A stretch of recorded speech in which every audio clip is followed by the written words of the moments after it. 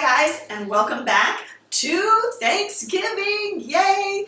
As you know, I'm sharing with you some of our favorite recipes and things that we do for our Thanksgiving meal in our family. And I'm so excited, you guys, to share these things with you.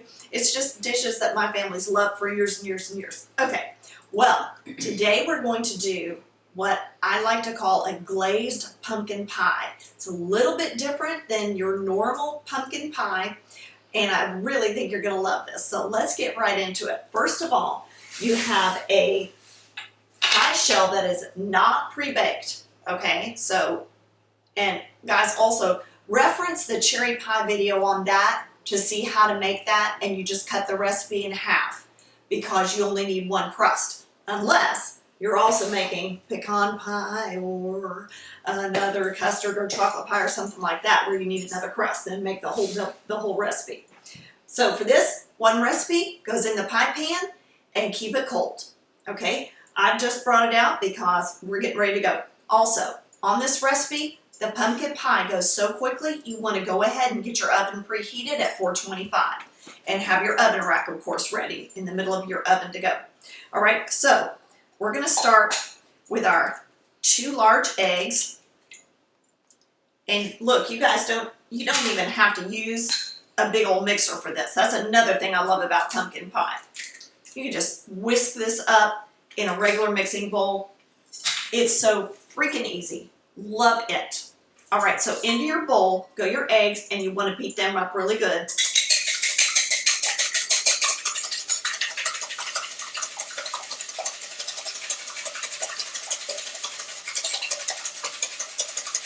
All right, now into that, we're going to put our sugar and go ahead and whisk that in. You know I use the coconut sugar, but another great thing about this recipe, you guys, you can use regular white sugar, you can use the coconut sugar. I've used honey before. All of those translate. This recipe is so forgiving. You can use any of those and it turns out great. Promise. Like really, really good. All right. Now, 1 standard can of pumpkin goes in this. It's 15 ounces.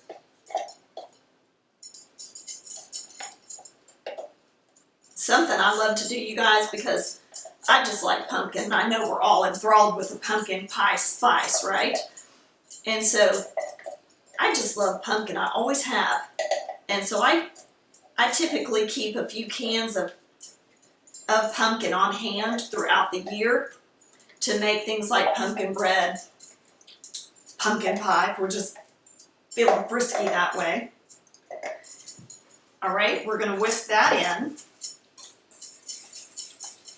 And guys, right, also pumpkin bread is so yummy, especially this time of year at Thanksgiving. And it makes such a wonderful gift too for friends and family, or maybe you got a new neighbor that's moved in and you want to give them something nice and homemade. Makes a really nice gift. All right, so into that, before we add our milk, we're going to add our spice. Now, if you want to, you can go to the store and you can spend that $7 or $8 for that tiny little canister of pumpkin pie spice. If you want to, go ahead and do that. I do not like doing that. I make my own pumpkin pie spice, and we're using a couple of teaspoons of my homemade pumpkin pie spice. And by the way, guys, you can check out that video as well if you want to not spend that $8 on that. Check out my video on pumpkin pie spice, and it's so easy. And then you can use it for everything, even your pumpkin lattes. Ha ha ha. All right, now, see that? Look how great that is. See? And it's all blended together, and now we're just going to very easily stir in our 1 can of evaporated milk.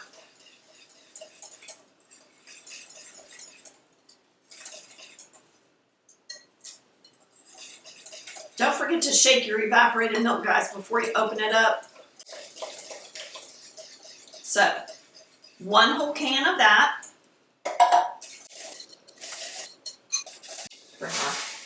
Oh, another little tip, guys. Another little tip. This is really good. put your pie crust on a baking sheet before you fill it. Reason why is I'm notorious for sloshing my custard mixture and then it gets all up on the sides of my pie crust and I don't like that. So on a baking sheet and then on a flat even surface, and you just gently pour it in to your unbaked pie shell right in the middle, and don't worry, it'll find its way around. Also guys, this recipe makes a large pie. So if you are shortcutting things and using like a pre-made shell or a frozen pastry shell, make sure that you, I guess, thaw that out till it's, you know, it's not frozen anymore for sure. But you want the large size, okay? So this does make a large pie. All right, now it goes into that 425 oven for 15 minutes. You see how slow I'm doing this, right? I'm trying so hard not to slosh this up on the sides. I think I may have managed to not slosh my custard mixture. Oh guys, like, we gotta write this down because this is like, on one hand, I can count the times I've not sloshed my pumpkin custard mixture. Okay, now we're gonna set our timer for 15 minutes. There we go. All right, now when that timer goes off, we are not gonna take it out. We're just gonna turn the oven temp down to 350 and let it go for another 30 minutes, okay?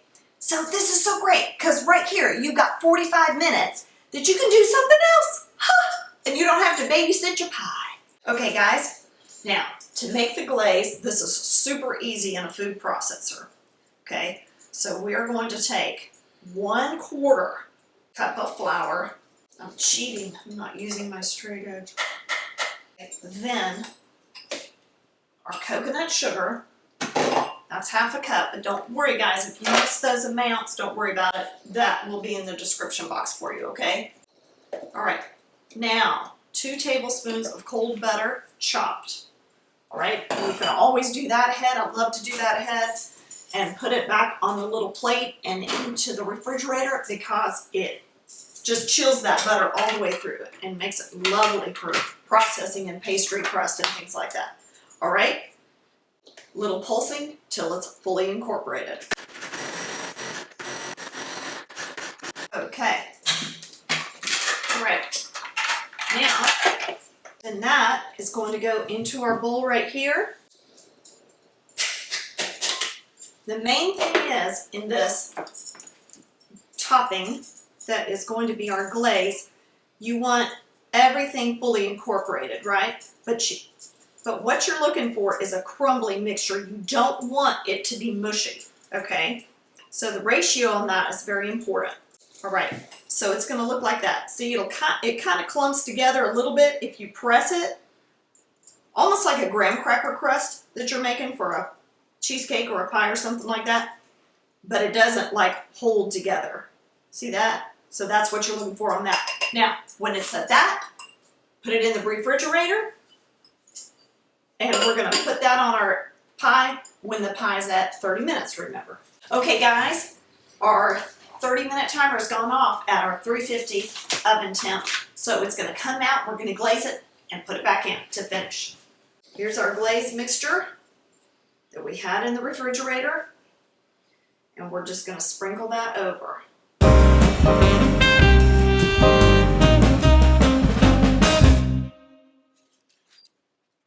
That goes back into the oven to finish. All right. Now, that's gonna go for about 10 minutes, maybe a teensy bit over, and always with a pumpkin pie, your test is a little knife inserted in the center. When it comes out clean, you're done. Okay guys, our glazed pumpkin pie has been cooling a little bit, and look at that beautiful crust on that. Look at that. So, one nice thing about this, you guys, is that glaze adds a little bit of texture to the top of the pumpkin pie. And if your family's like mine, some people love pumpkin pie, some people, it's okay. And then some people, they don't like pumpkin pie at all. Well, you might be able to get them to try a piece with this recipe. it to come out clean on that first slice. There we go. Okay, let's give that a try. Ooh, very excited. And guys, of course, we used coconut sugar, so our pumpkin filling, the custard filling, is a little bit darker than what it would be if you use white sugar. But, so good. Yum, yum, yum. Ooh, that's good. And that crust, you guys, on the top, that glaze that we put on there, gives it a nice little texture on the top. So for people who don't like custard pies because they're so soft, they might like this one. Mmm. Oh, you guys, give this one a try, okay? Freshen up that pumpkin pie recipe for your family and your guests coming over. And when you do, you know what I'm gonna say. Let me know how it worked out for you. Well, guys, thank you for joining us at our Thanksgiving table. And don't forget to subscribe so you can see all of the recipes and the lovely meal ideas that we're bringing you for your Thanksgiving get-together this year. And we'll see you next time on Things Tina Does.